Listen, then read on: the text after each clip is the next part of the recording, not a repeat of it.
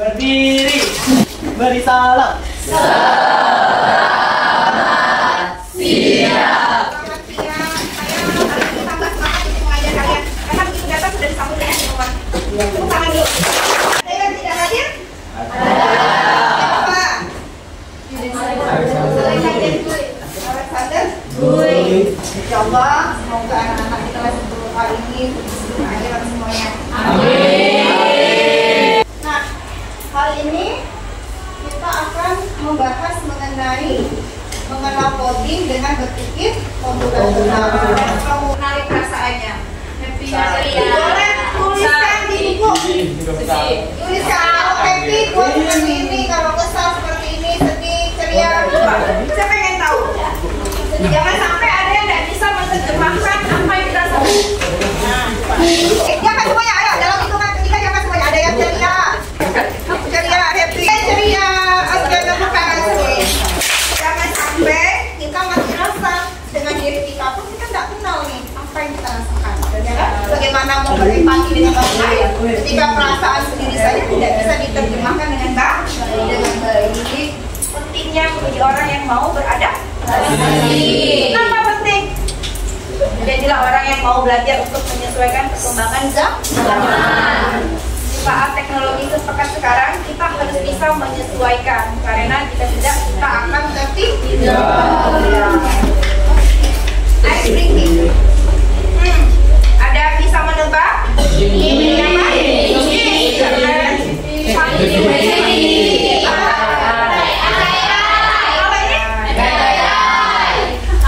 Menurut kalian, kenapa aplikasi-aplikasi AI ini bisa pintar membantu kita? Karena dibuat oleh manusia. Mereka bekerja pakai langkah berpikir yang teratur atau acak? Teratur. Nah, ternyata aplikasi-aplikasi AI ini bisa pintar karena ada cara berpikir yang sistematis di baliknya, yaitu apa namanya? Berpikir komputasional. Hari ini kita akan belajar mengenai bagaimana berpikir komputasional tersebut. Nah, tujuan pembelajarannya ada 4. Yang pertama, kita memahami konsep dasar berpikir komputasional, apa itu dekomposisi, pola, abstraksi, dan algoritma.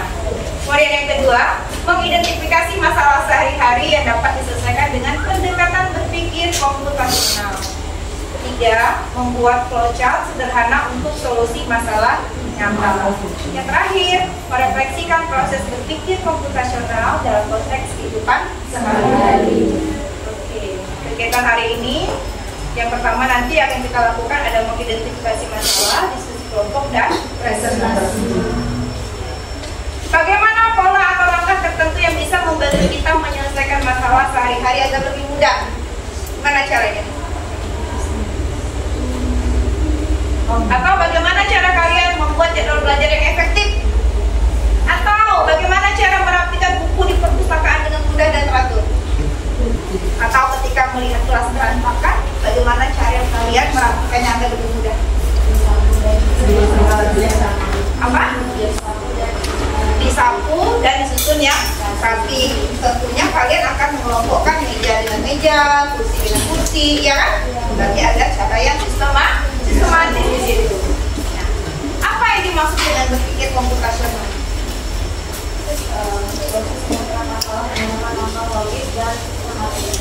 Proses memecahkan masalah menggunakan langkah logis dan sistematis. Nah, sekarang kita akan menyimak videonya. Kita mencari di bilangan kecil, ambil buku, cek, letakkan. Ini dekomposisi. Coba lihat, buku-buku ini sama-sama fiksi. Ya, itu pola bisa dikelompokkan bersama. Warna sapu tidak penting, yang utama judulnya atau penulisnya. Ini abstraksi, fokus pada yang relevan. Nah, sekarang buat urutannya, algoritmanya. Ambil buku, cek kategori, helah, tambah. Mudah kan? Nah, menyusun buku juga pakai berpikir komputasional. Yuk, coba di kelas. Jadi komputasi itu apa? Proses memecahkan masalah menggunakan langkah logis dan sistematis. Contohnya mengurutkan nama, menghitung total belanja, mencari rute tercepat di Google Maps. Nah, pernahkah kamu menyelesaikan masalah menggunakan langkah-langkah? Pernah nggak? Pola pikir komputasional ada 4 nih. Yang pertama ini harus dikuasai. Dekomposisi, pecah masalah besar jadi kecil. Seperti tadi buku. Gimana dia memecahkan masalahnya? Memisahkannya, ya kan? Kemudian cari pola. Setelah cari pola tadi yang di perpustakaan gimana? Cari yang judulnya sama. Setelah itu apa? Fokus ke hal penting. Setelah itu membuat langkah-langkah solusi yang judul sama dikelompokkan ke dalam yang sama. Oke, sekarang kita diskusikan ya. Kita buat 3 kelompok saja biar cepat. Kelompok 1, kelompok 2, kelompok 3 ya. Ini yang KPD-nya.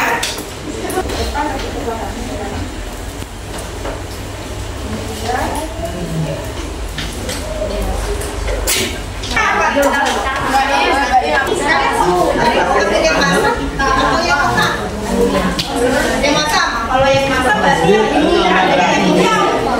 Kalau yang hijau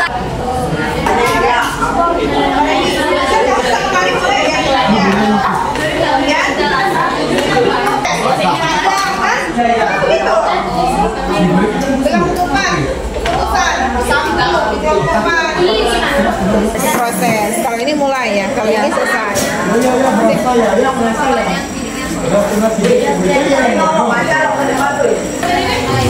Tidak. Itu kan? Selesai dong. Apakah lantai kotor? Ini keputusannya. Kalau keputusan apa tadi? Belah ketupat. Selamat siang semuanya.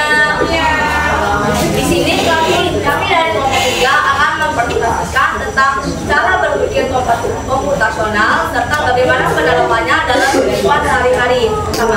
Nah, sebelumnya bentuk oval dalam sini berarti mulai atau selesai.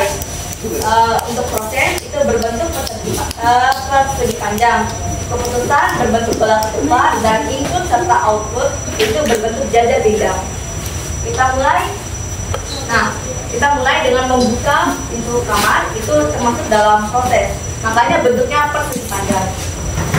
Setelah itu kita akan melihat apakah kamar kita itu bersih, rapi atau tidak. Maksudnya apakah kamar kita berantakan? Jika tidak, maka selesai, kita tidak perlu melakukan lagi. Tapi jika iya, kita harus mengecek barang-barangnya. Itu kita masukkan dalam proses, yaitu panjang. Nah, setelah kita mengecek barang-barangnya, kita harus memisahkan barang-barangnya. Dan itu juga termasuk dalam proses. Setelah itu kita harus menyusun barang-barangnya. Dan setelah kita susun, kita harus mengecek lagi apakah kamar ini sudah rapi. Jika iya, berarti sudah selesai. Jika tidak, kita harus mengulang dari mengecek barang-barang. Sekian presentasi dari kelompok kami ucapkan terima kasih. Jadi komputasi koordinasi fungsinya apa? Komputasi itu coding cara menyampaikan seperti tadi. Tapi bikin polanya seperti apa? Ya kan?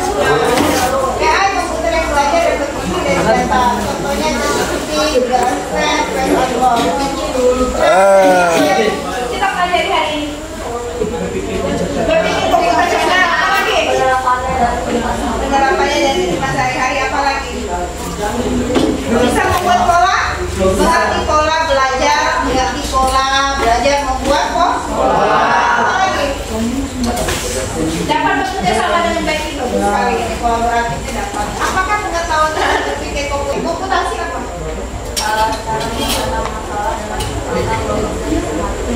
Cara menyelesaikan masalah. Oke, kalau algoritma bakalan. Nah, pelajaran berikutnya untuk hari Senin mendatang, tugasnya adalah kalian dalam kelompok yang ini membuat video berpikir komputasional. Salah satu contoh videonya yang tadi perhatikan buku di perpustakaan. Hari Senin presentasi. Tidak bawa HP, tapi file videonya dikirimkan ke ibu. Kalau bisa melalui Telegram. Mana Telegram? Ada Telegram.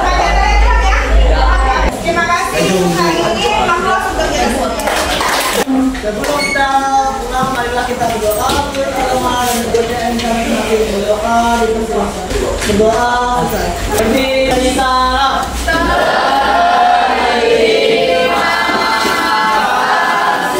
Menurut saya, cara mengajar Ibu Devi itu seru banget. Dan sekarang saya menjadi paham kalau berpikir komputasional itu tidak hanya diterapkan di pembelajaran coding, tapi juga diterapkan dalam kehidupan sehari-hari.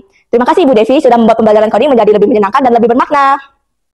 Menurut saya, praktik ini adalah contoh pembelajaran nyata yang sederhana tapi bermakna, kontekstual, dan membangun keterampilan abad 21. Saya sendiri sangat terinspirasi dan termotivasi untuk mencoba pendekatan ini di mata pelajaran yang saya ambil.